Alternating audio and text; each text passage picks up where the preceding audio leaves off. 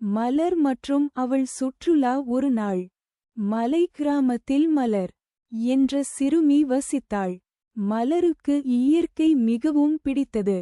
குறிப்பாக மலர்கள் மற்றும் பறவைகள். ஒரு நாள்தோறும் அவள் காட்டிற்கு போகிறாள்.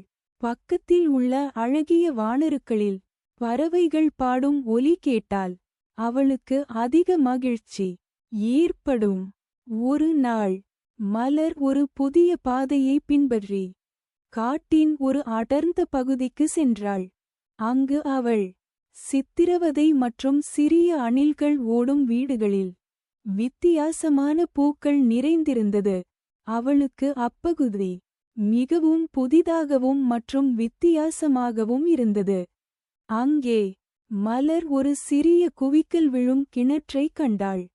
கிணற்றுக்குள் ஒரு துருவ வாத்து தன் பூமியை தாங்கிக் கொண்டிருப்பதைப் பார்த்தாள். அவள் அதை வெளியே எடுத்துக்கொள்ள முடியாமல் திகைத்தாள். பின்னர் அவள் தன் சகோதரனை அழைத்துக் கொண்டு வந்தாள். மலர் மற்றும் அவள் சகோதரர் பிணிமைத்துப் போட்டு துருவ வாத்தை வெளியே எடுத்தனர். அவள் துருவ வாத்தை தன் தோட்டத்தில் வைத்தாள். அதற்கு மலரின் பெயரை வைத்தாள்.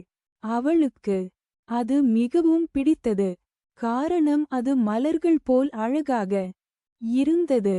இந்த கதையின் மூலம் இயற்கையை மதிப்பது மற்றும் உதவி செய்யும் உணர்வுகளை பகிர்ந்து கொள்ளும் முக்கியத்துவத்தை நாம் உணர முடியும்.